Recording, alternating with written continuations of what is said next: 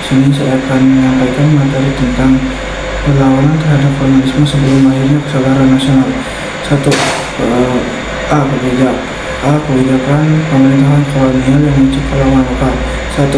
Kebijakan Portugis. Setelah menguasai Malaka pada tahun 1519, Portugis bermaksud monopoli perdagangan Nusantara. Kehadiran Portugis membawa dua pengaruh besar terhadap Nusantara, yaitu monopoli perdagangan rempah-rempah. Monopoli serta ambisi Portugis memperluas pengaruh dan hegemon di Jawa.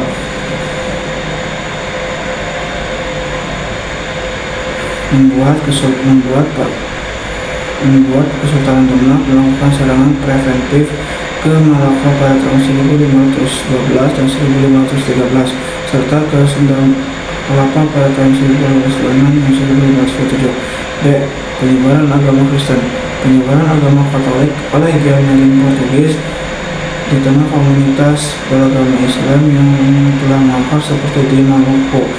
Ini juga menjadi perlawanan dalam Kesultanan Ternate dan Demak. Sampai sekarang masih menjadi kontroversial. Maka mengingat agama Islam telah mangkal di kedua kesultanan itu, mungkin saja penyebaran agama Kristen menjadi faktor lain yang memicu perlawanan lokal. Kebijakan VOC dan pemerintahan kolonial Belanda. 1. Monopoli perdagangan rempah-rempah. VOC menerapkan kebijakan ekstirpasi dan pelayaran bumi. Monopoli merugikan rakyat Indonesia, terutama di Maluku. B. Campur tangan terhadap masalah internal kerajaan. Campur tangan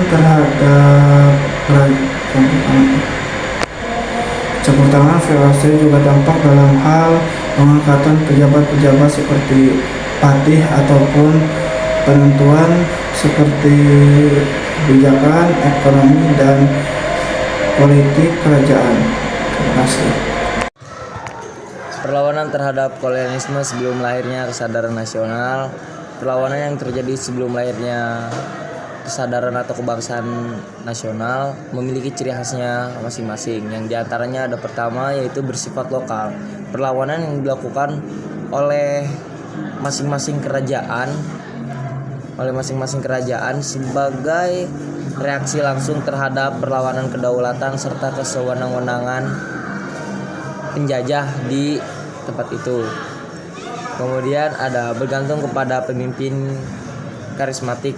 Perlawanan bersenjata itu mengandalkan tokoh-tokoh karismatik seperti raja, bangsawan, pemeluk agama, dan rakyat biasa yang memiliki kesaktian atau unggul dibanding rakyat yang lainnya. Kemudian perlawanan mengandalkan kekuatan senjata. Mereka mengandalkan kekuatan senjata, contohnya itu seperti bambu runcing, kelewang, pedang, keris, dan sebagainya. Terus yang terakhir ada mudah dipecah belah, kepatuhan terhadap seorang pemimpin, serta ketidakpahaman, gampang dipengaruhi oleh imbalan untuk melakukan pengkhianatan. Yang ke-1, perlawanan terhadap Portugis. Perlawanan terhadap Kesultanan Ternate, yaitu latar belakangnya penyebaran agama Kristen. Perlawanan terhadap Kesultanan Demak, yaitu tujuannya untuk memulihkan Kesultanan Malaka atau Islam. Dan yang ketiga, perlawanan Kesultanan Aceh. Kesultanan Aceh pernah melawan dan berhasil mempertahankan diri dalam waktu yang cukup lama. Perlawanan terhadap kolonialisme Belanda. Perlawanan terhadap kekuasaan VOC, perlawanan terhadap Kesultanan Mataram, perlawanan terhadap Kesultanan Goa atau Makassar. Pada abad ke-17 di Sulawesi sudah terdapat kerajaan-kerajaan kecil seperti Goa, Talo, Sopeng, dan Bone. Dan di antara kerajaan-kerajaan tersebut yang paling kuat secara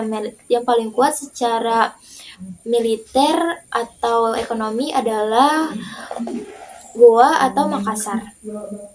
Perlawanan terhadap pemerintahan kolonial Belanda. Perlawanan Patimura di Ponorogo pada tahun 1817 pada masa pemerintahan Thomas Matulesi. Dan perlawanan Patimura di Ponorogo pada tahun 1825 sampai 1830. Perang tersebut tidak jauh dari dua konteks besar, yaitu keyakinan, pengalaman, dan pandangan pribadi di Ponorogo itu sendiri. Dan yang kedua yaitu kondisi politik dan sosial utama di Jawa. Dan yang ketiga yaitu perlawanan Kesultanan Palembang pada tahun 1804 sampai 1821 pada masa pemerintahan Kesultanan. Selanjutnya ada juga Perang Padri. Perang Padri adalah perang yang berlangsung di Sumatera Barat dan sekitarnya. Dan ada juga Perang Aceh. Belanda ingin menguasai seluruh Nusantara dan memperluas akses bagi pengusaha-pengusaha swasta asing. Dan ada juga perlawanan Sisingamaraja. Terjadinya perang ini karena Raja Sisingamaraja tidak senang daerah kuasaannya diperkecil oleh Belanda. Dan ada juga perlawanan kerajaan di Bali, yaitu pada tahun 1846, 1847, dan 1849. Dan ada juga yang terakhir perlawanan Kesultanan Banjar.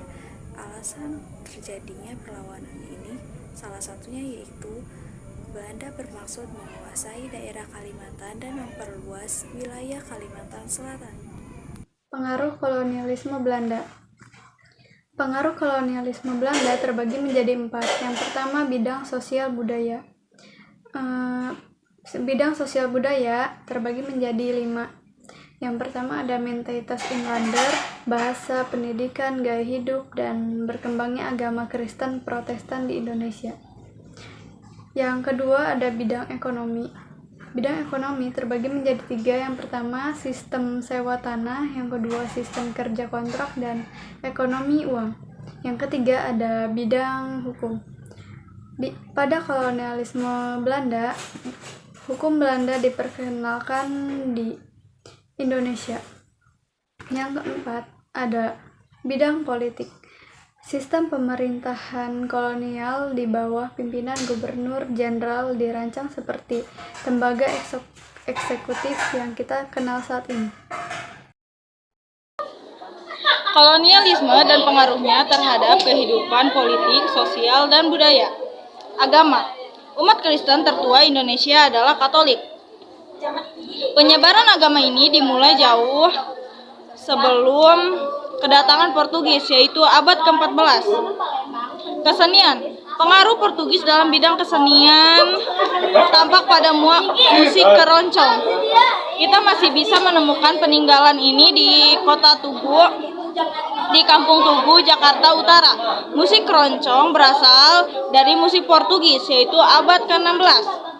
Bahasa. Dalam pengaruh bahasa, banyak kosakata bahasa Portugis diserap dalam kosakata Indonesia.